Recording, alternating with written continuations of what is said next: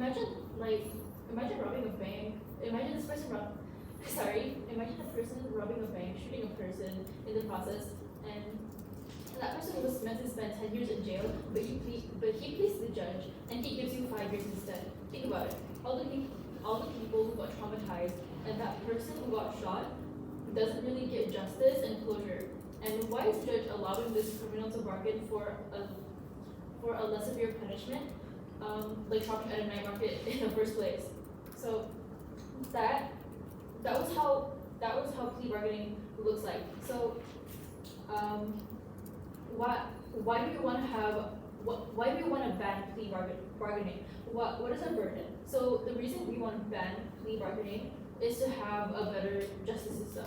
Like, for example, our ex-Prime Minister Najib, who was meant to spend like around 10 to 15 years in jail, but ended up only serving a lot less, like around 5 to 7 years, because of plea bargaining. The stakeholders in our debate is criminals, victims, and relatives of victims.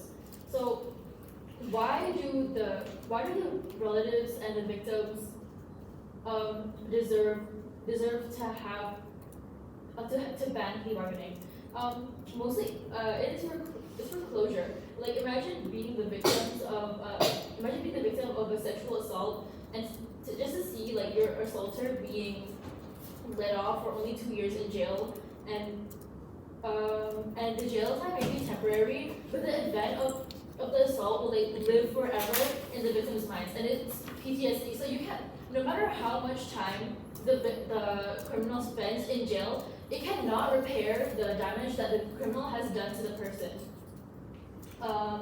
Currently, our status quo, currently when plea bargaining still exists, there's injustice and crimes that go under the radar. And this is bad because the criminals can be let off just like that, and the victims and the family of the victims don't get proper closure. So adding to the PTSD, they don't even get the criminal have to like serve a full punishment or like serve a proper amount of time in jail. So what is the kind of world that we are defending? The world that we're defending is we're defending justice and closure for the victims and those involved. We're defending a world of justice and closure for the victims and those involved. A world where criminals who did something immoral shouldn't be able to bargain just because they feel like it's too much for them. Even though like maybe they robbed a bank and they did a really big crime, maybe they did tax evasion. These people who did something immoral shouldn't really be allowed to like bargain because they did something bad. So therefore, shouldn't they get the punishment?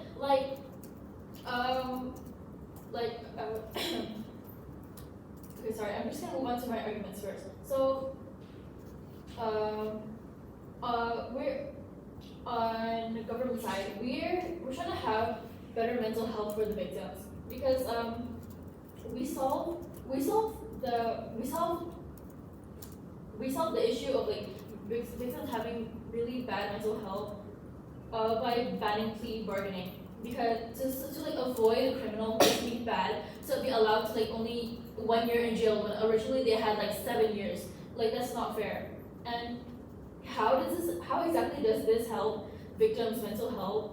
Like, imagine this person's assaulter managing to bargain with a judge to only 1 year in jail and now they're released. You know how much anxiety the person who got sexually assaulted must feel? You know how scared they must feel knowing that in the justice system, the justice system let this person who like assaulted them, allowed them to only stay for 1 year in jail, and now they're just on the streets doing whatever they want. They're just out there. Maybe they assaulted another person. Who knows? Imagine the anxiety that you have to feel.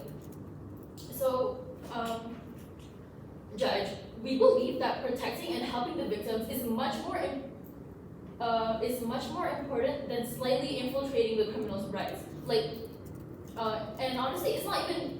If I'm thinking about it, it's not really even infiltrating the criminal's rights because they did something wrong and therefore they should serve the punishment because they did it. They decided that they wanted to do something wrong and therefore they should serve the punishment. So, and I'm going to talk about what if the criminal is falsely accused, but my second speaker will be elaborating on that later on. Therefore, please side with government. Thank you very much.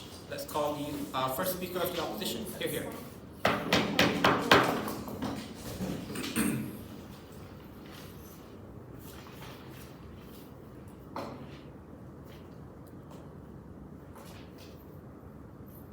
My speech will start in 3, 2, 1.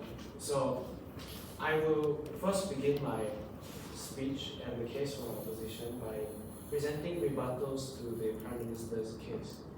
So, the Prime Minister has mentioned that criminals need to be punished for their actions, and we can concede that yes, in fact, criminals do need to be punished, but you must also remember that criminals are humans.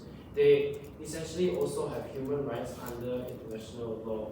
So this means that criminals also have human rights to be protected, therefore they should at least have a say in what crimes they have committed. So for the extreme example of, let's say, sexual assault, maybe this does not apply there. But in crimes such as robbing, like petty crimes such as stealing, like maybe some food from like a grocery store, that is maybe the victims have their own personal incentives to do it. Maybe they are pressured to do it, so they require themselves to do it, and therefore they are motivated to do it. So defending the justice. So side government also wants to ensure or preserve a better mental health for the victims by banning plea bargaining altogether. So we again must remember that criminals also have mental health, also have like a right to preserve their mental health, right to preserve their human rights. And we must take note that plea bargaining is completely up to the judge in the end. So this means that even if the criminal will bargain their plea, will start doing their plea bargaining and start bargaining for their sentence, it is completely and 100% the final say of the judge to determine whether or not that he wants to reduce the sentence of the case, even if by a little bit. So I will now be moving on to my arguments. So as I mentioned earlier, the right to voice out the opinion of the criminal is a human right that the criminal has. So when the criminal pleads guilty, they will reveal their incentive to their crime. So maybe in this case, the judge can see the story behind the crime committed and maybe reduce the sentence by even if by a little bit. So again, I would like to clarify that the judge completely has 100% say on this matter. So again, this causes the sentence to reduce. We must also care for the criminal's human rights. So plea bargaining reduces the sufferings of criminals, and it doesn't neglect human rights. That will be all for my speech. Thank you very much. Let's call the next speaker, Deputy Prime Minister. Here. Give me a minute, I'm organizing my notes.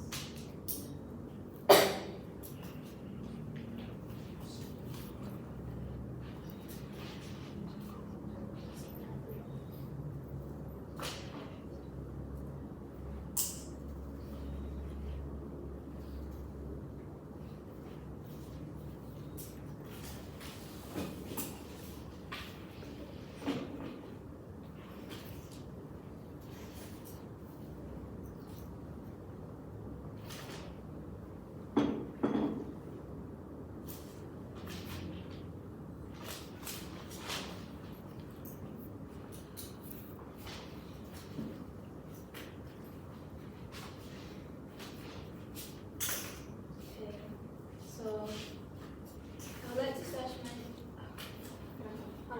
sorry.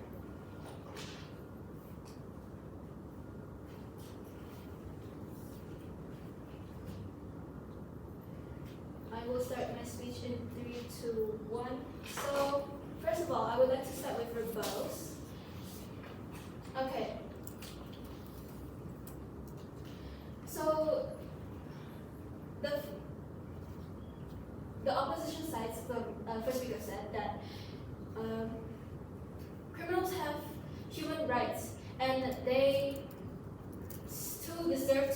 say in their punishment and like their penalty and stuff. Okay, so if criminals and they might like these criminals, these convicted criminals might might do like crimes, petty crimes like stealing because they have their own incentives and then they are pressured to do so. But if the criminal knows that did something wrong and then pressured to do so or not, if they feel guilty and regret what they did, then they'll serve the time that of what was given of the penalty. Yeah. Okay. And okay, so talk about human rights, right? You say, okay, you talk about human rights, but you talk about how the criminal should have human rights. But shouldn't the victim of the criminal also have human rights? Like, let's say, if a murderer, wants to plea bargain with the judge for a lighter sentence, don't you think the victim's family also gets hurt? Because the murderer took their family member away. Don't you think that these family members deserves a chance to have a say in these the plea bargaining of these criminals? And so, what is the solution here? So on our side, we want to ban plea bargaining and implement a new rule that will be further elaborated in my arguments. Okay, so what is our end goal here? Our end goal is to determine which side better benefit the justice system and make it better. Yeah. Okay. And now I'll be moving on to my arguments. My first argument is that. My first argument is that this motion can lead us to a world where it's most fair to all. Now, why do I say most fair and not fair? Why do I say most fair and not fair? Because in this day and age, there's no such thing as fairness. If you want to have an edge in some situation, you have to sacrifice some things. And okay, so how does this look like? So, and how does this affect our stakeholders? So in a world where we ban bargaining plea, right? Stakeholders will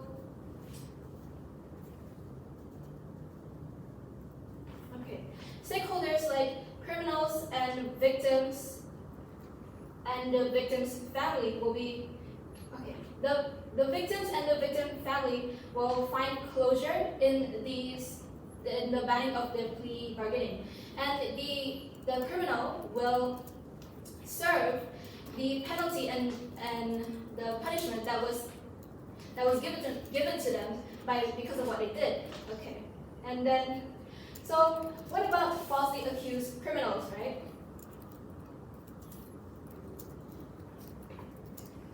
Okay, so we give a solution where we ban plea bargaining and we implement a new rule where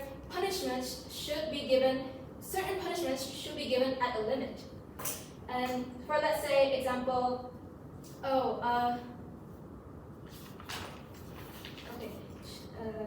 according to the severity of the punishment.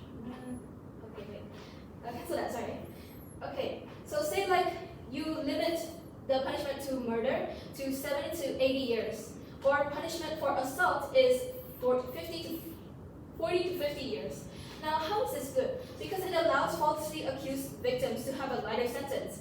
Okay, usually in Malaysia, the punishment for murder is the death sentence, and plea bargaining isn't always accepted by the judge. We understand that and we acknowledge that. And magically, in most cases, plea bargaining always favors these actual convicted criminals, not these like falsely accused criminals. Okay.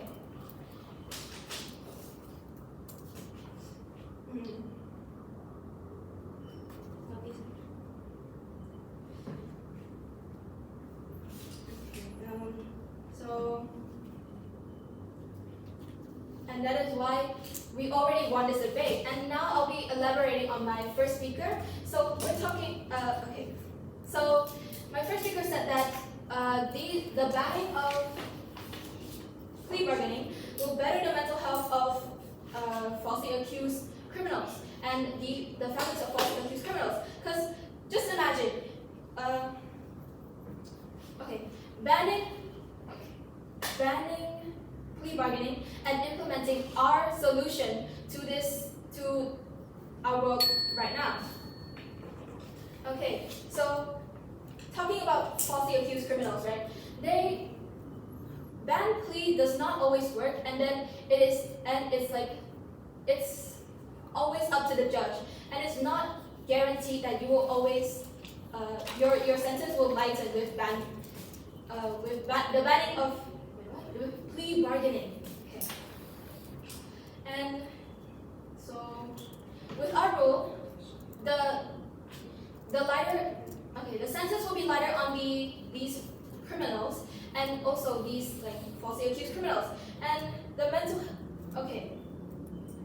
health would be better because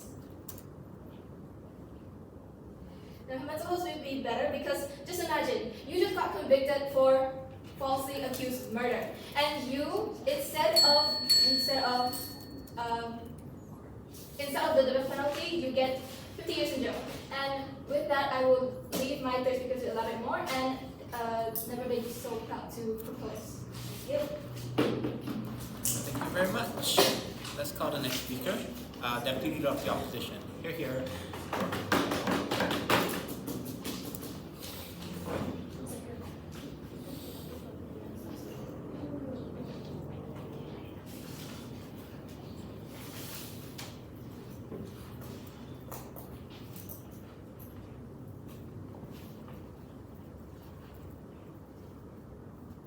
Begin my speech in 3, 2, 1. Panel, I'll begin my speech today by first stating 2 rebuttals before moving on to my arguments related to this debate. Firstly, side government seems hell-bent on proving that the criminals not receiving a proper punishment from the criminal justice system is the fault of the criminals being able to plea bargain and not the fault of the judge. How can the criminal adding certain layers to their own story, like my first speaker has already elaborated, being incentives or reasoning or sentimental reasons for committing such crimes, be related to the verdict of the judge? As we have already stated, the judge gets a final say. If they are to make a wrong choice in giving the wrong sentence or a lesser punishment to the criminal, then the fault is fully blamed on the fidelity and the capability of the judge. Secondly, this motion is regarding how plea bargaining can affect the criminal justice system of a nation, not about the victims. While yes, we take into account that the mental health of the victim is important when it comes to severe crimes, however, government has failed to prove why their newly implemented system proves any different to the current status quo. I will elaborate this by further explaining what this newly implemented system stated by government is actually all about. This newly implemented rule stated by government to replace this plea bargaining is so that the victims may find closure, certain punishments be given at a limit, and the punishment is given based off the severity of the crime. However, this is already in current status quo, and this changes nothing in the status quo other than banning plea bargaining for no reason, which will bring me to my first point. My first point is regarding the harsh background and the physical, mental, or psychological state of the criminal. For example, you have a schizophrenic person that drunk drives. It may not be intentional. They could be driving on the road at 11 p.m. at night and they could accidentally run over an innocent bystander. While yes, we agree, punishment should be given. However, these kind of criminals should be given a chance to plea bargain with the judge so that even if they offer themselves a slight chance for a lighter sentence, that their physical and mental states be taken into account by the judge before giving a verdict. As we have already stated again, these criminals are humans too, and all of us possess humanitarian rights. Nextly, regarding personal incentives or harsh backgrounds, I don't think any of us can blame a hungry homeless person for robbing a bank because their family needs the money to afford food to survive. I think every human is capable of performing crimes, even if you're an angel, even if you're the best student in your school. Everyone is capable of committing crimes when you are desperate enough. this desperation is inevitable when it comes to a certain situation or a situation or a time in a season in your life when you are most desperate. Therefore, should these kind of criminals reach that desperation in their life, we as side opposition believe that they should be given a chance to plea bargain in court with the judge in hopes of obtaining a lighter punishment, which will bring me again to my next point. Our comparative for this debate is that on our side, in our worst case scenario, criminals at least get a chance to plead for themselves for a lighter sentence because after taking into account their physical, psychological, and emotional states, and even if they are caught lying, as I have stated already, the final verdict is with the judge. If they are not capable of providing a proper punishment, then that is completely on the judge. As if the criminals are to provide a false plea bargain, then there should be apt evidence and reasoning as to why it's false, and then we concede with the fact completely that those criminals should be given a proper punishment. However, banning the plea bargaining system altogether does nothing for anyone, as the newly implemented rule stated by government does nothing for the status quo except banning plea bargaining. So all in all, our worst case scenario is better, as we at least give a chance for these criminals with certain harsh backgrounds or for psychological states to plead for themselves and for their future, as we believe that anyone given a chance should be allowed to reintegrate back into society. Which will bring me again to my next argument. Instead of giving out a normal sentence, we have already stated that criminals with harsh psychological states should be given a chance to reintegrate back into society. Instead of sending them fully to a jail time of 12 years for running over someone accidentally at night because they have schizophrenia, they should instead be sent, if they are confirmed to have a certain condition or ailment in regards to the psychological state, they should be instead sent to a rehabilitation center, because in the end, the government of the country, which is in control of the criminal justice system, wants all these criminals to in the end reintegrate back to society to become useful and normal citizens that can contribute to the state of the nation as well.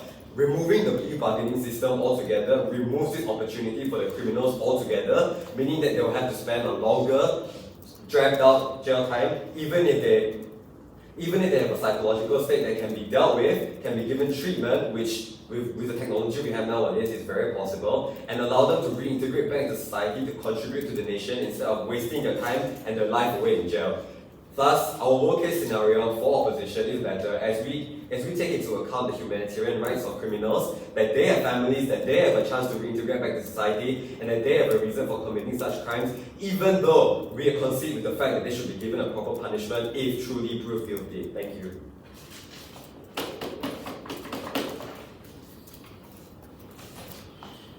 Thank you very much. Let's invite the next speaker. Give me a few minutes. Yep, go for it. Here.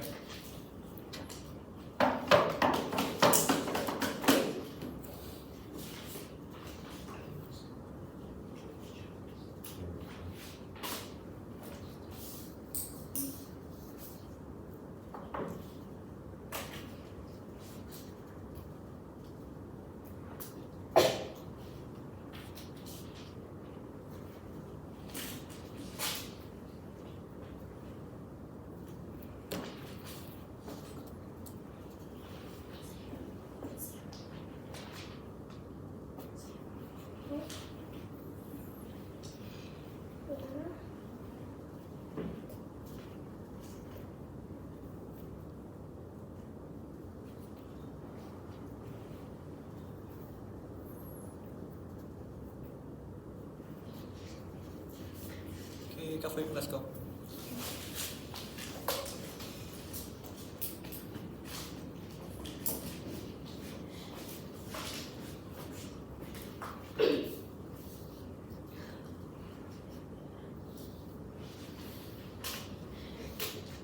I will start my speech and say to let's say you're Ted Bundy, the judge. Let's say you're Ted Bundy.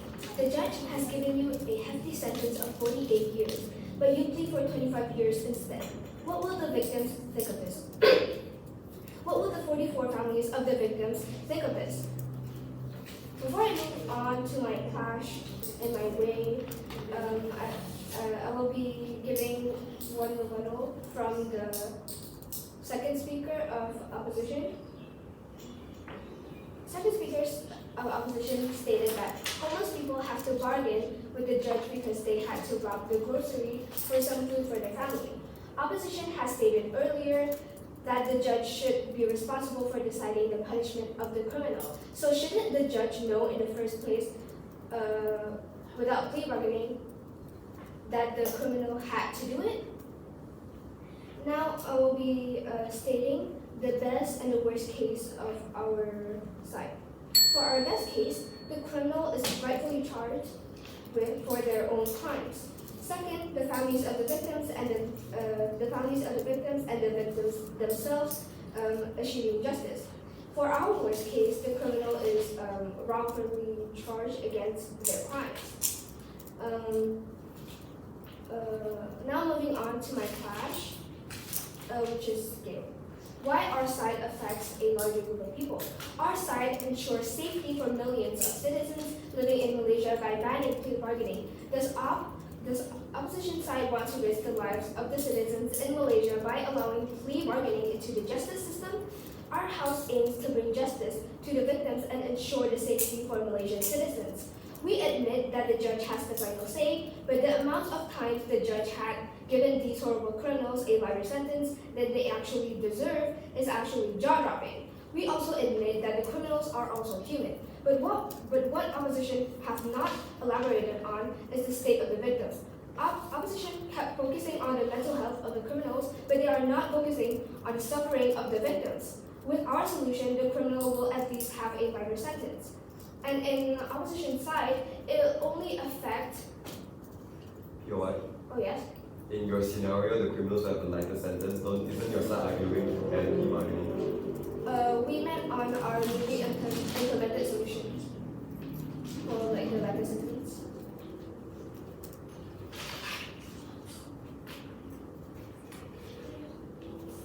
We'll see. Okay, I missed one word. With our solution, the falsely accused criminals will at least have a lighter sentence. Sorry. My first opposition,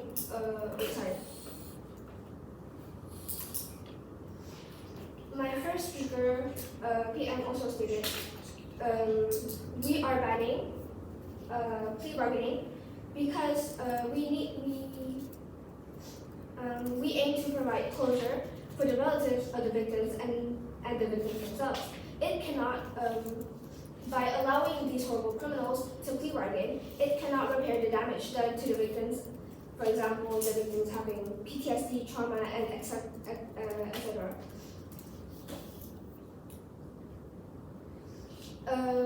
My first speaker also stated, like, by plea bargaining, said criminal might be walking free on the streets and may assault another person.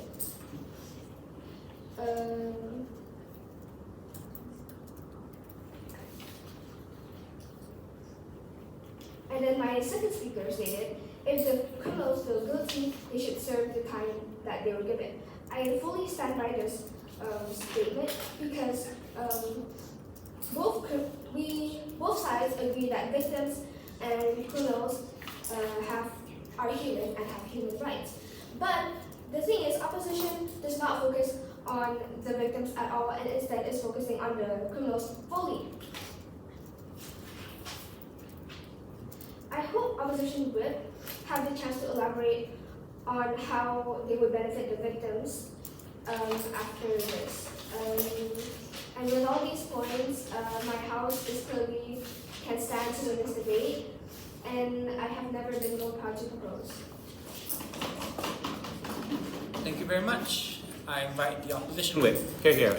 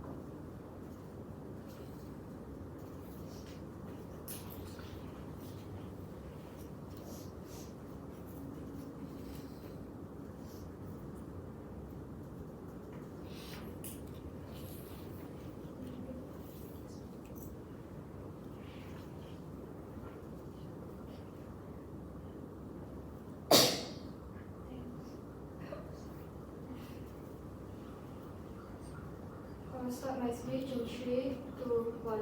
In a world where plea bargaining still exists in status quo, we as side opposition believe that criminals should have the ability to voice out in their story. So to start off, I would like to state some rebuttals. So we agree to the fact that victims of crime, of the criminals, they can have trauma or PTSD, but that can be easily solved with therapy. And they say that like it will be it's not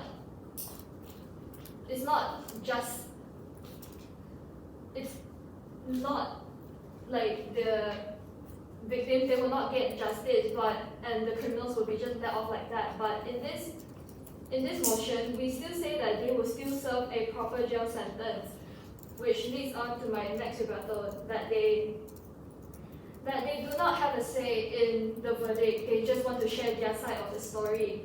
And they say that it leads to a world where it's most fair. They say that, oh, the families of the victims they can be scared that whoever is sexually assaulted or potentially harmed the victim could still be running out there because they do not serve a quote-unquote proper jail sentence. But we will say that criminals, they might have families too. They still have to cater to the needs of their spouses or their children or their families. And to sum up government's case, all they have stated is that it's all about mental health, and of the mental health of the victims only. They say that it depends on severity, but that already exists in status quo. They have no solid counter mechanism. They do not say on what happens to the victims that have PTSD or trauma, and they do not define the severity of cases. And so the main clash in this debate is that side government, they want to protect the victims by banning, but they do not give clear elaboration on how properly banning plea bargaining will benefit the victims in a way. Whereas on side op, we argue for freedom of speech and how criminals, they are still humans at the end of the day. For the best case in Gulf, they say that for the best case in Gulf, let's say that criminals, they do not have a say at all. Criminals with sentimental incentives are not allowed for integration back into society, which will overall decrease the economy. And on our worst case, like for example, the criminals will twist their case. We concede to the fact that criminals might have the chance to twist their case, but overall, as we have stated many times in side opposition, it is still completely up to the judge. The verdict, the decision everything is still completely up to the judge. And no harm will be induced. Even if they are lying about their own case, there will still be physical evidence on it. And they also say that it will help the falsely accused criminals, but the falsely accused people, they shouldn't be persecuted at all in the first place. They say that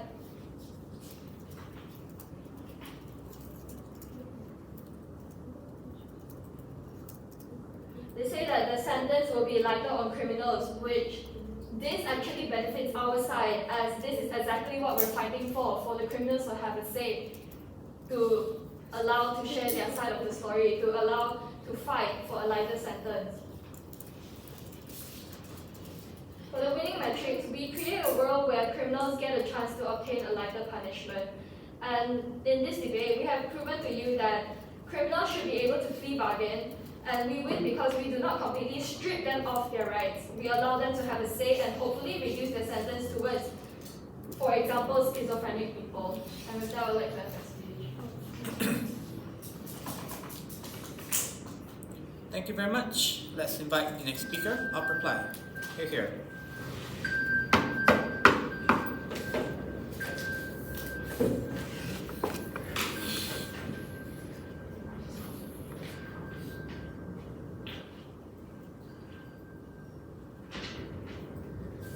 My speech will start in 3, 2, 1. Panel, it is very easy to prove from our side that side opposition clearly takes the debate. So we, as side opposition, create a world where criminals have a say in, at least a say in their sentence, at least they can argue that they will have a fairer chance of like serving punishment. So this doesn't mean that they will not get the punishment. Again, it's up to the judge, as we have emphasized many times over. They will get still get a punishment from the judge. So we have a world where even our worst case, like as my whip has mentioned earlier, as the government has mentioned earlier, our worst case is that sure the governments will get the criminals, will get like they will lie, they will cheat to the judge, they will say falsehoods and untruths. So they will basically tell the judge that they deserve lighter sentence even though they actually don't. But with the proper evidence on hand and with the right and with a just judge, then the judge will actually be able to see through these lies and essentially look over the fact that he's lying and we should still punish him. So in the best case scenario of governments, criminals serve their punishments. But as my as the opposition deputy leader of opposition has said, this will actually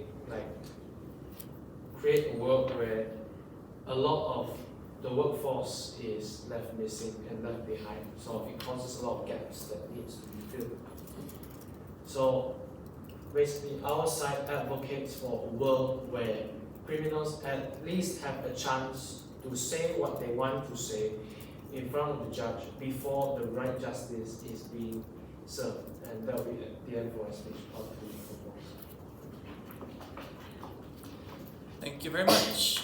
To end this debate, let's invite the Gulf reply. Here.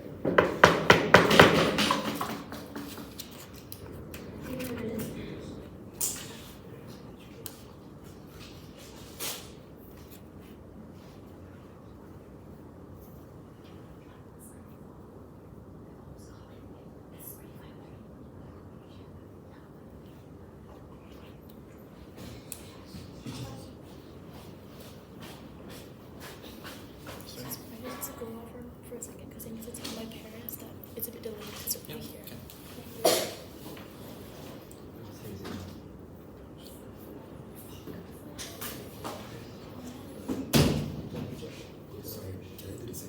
Yes. Anyone else need to tell parents? I think I better go. Wait, how time is it? What time is it? It's 5:45. Oh, 5:45. Wow.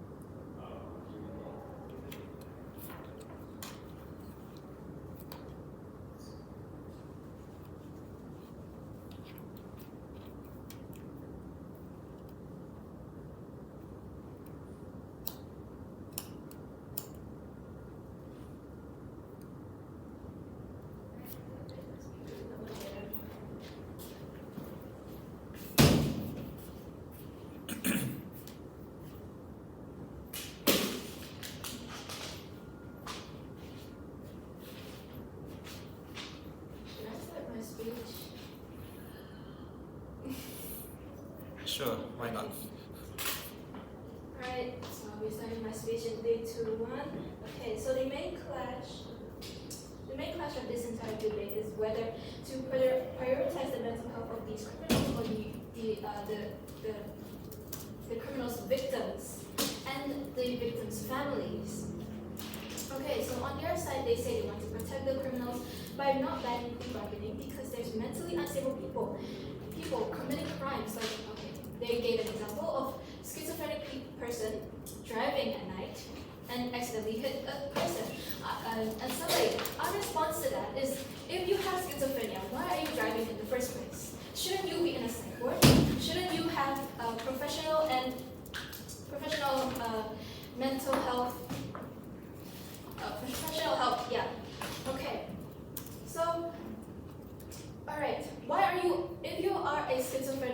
and mentally unstable person, why are you allowed free into society where you can hurt people at any time possible? Shouldn't you just send yourself into a psych ward for the better of society? Okay, so this is where op fumble. Now,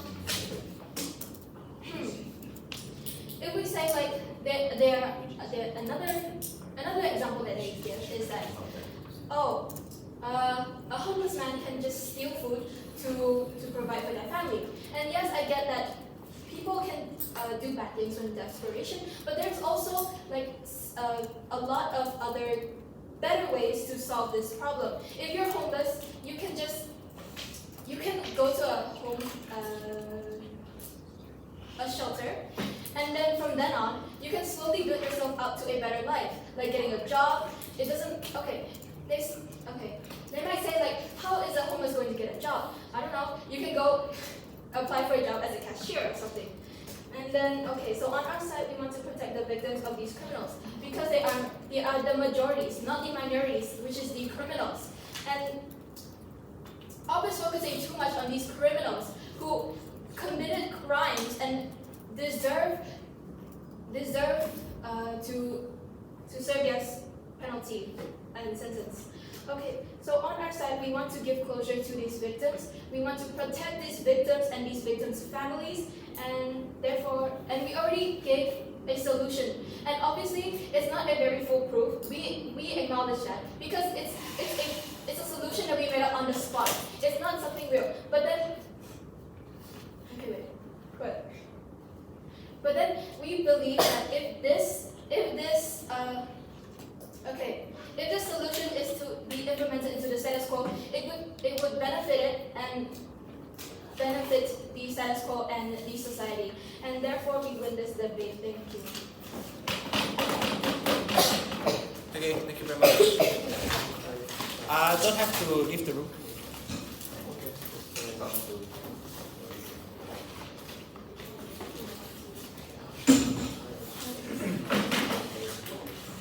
Alright, okay, thanks for the debate.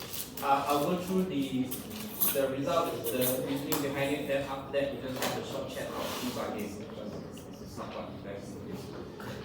Firstly, in terms of results, I thought it was quite close, but ultimately went to side opposition. So congratulations about the deliberation. Ultimately, it became a clash about whether or not I should prioritize the closure of victims in terms of the punishment that was given to criminals, or whether I should allow criminals to have a chance to kind of negotiate the punishment with the judge, which, okay, we'll talk about mechanics later. Given this was the debate that happened, I felt that in terms of what was more important, teams didn't give me direct comparisons, meaning on Gulf, we hear a lot about why victim coercion is important, we hear a lot about how they will lose their, they'll feel quite terrible if they see the criminal getting out of life sentence. On top, we hear a lot of reasons as to why criminals should have a say in the punishment, they should try to be able to plead their case, they should have the right to do this and that. But neither side really tells me why I should value the victim's closure over the rights of criminals in the Gulf world, or the rights of the criminals over victim's closure in the Ops world. So I think in the absence of that comparison, ultimately I think what tipped in favor of opposition was the argument or the claim that some of these factors were beyond the criminal's own control. In case of mental illness, for example, and the best response from Gulf coming in reply suggests that people with schizophrenia probably should be in a mental institution in the first place, which probably true, but doesn't change the fact that if they do have mental health illnesses, it's not something really in their control, and therefore it probably would be fair to give them a chance to figure it out. So that's why the win edges to opposition marginally. Okay, having said that, let's talk about what plea bargains are.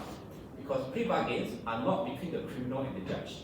Okay, so in the court system, you have the prosecutions, which is the government or the police, who is charging the criminal. You have the defendant, who is the criminal, who is represented by a lawyer. Now, in the criminal justice system, the prosecutor has the burden to prove the guilt of the defendant beyond a reasonable doubt. That means they must take the evidence, the investigation, they must interview witnesses, this, that, and the other, in order for the judge, or in the US, or the jury, to decide on the guilt of the criminal. Now, this is a very painful process. Okay?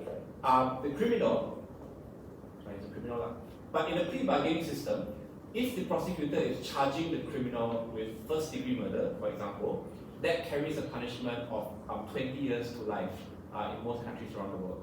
But if the prosecutor doesn't want to go through the process of the entire trial, or is not confident that they will win the trial, like the jury will give them the win, what they can do is that the prosecution and the defense can come to an agreement and say, instead of charging you with first-degree murder, we'll charge you with second-degree murder, which comes with a sentence of 10 years with the possibility of parole, instead of the chance of 20 years if you're convicted by the court.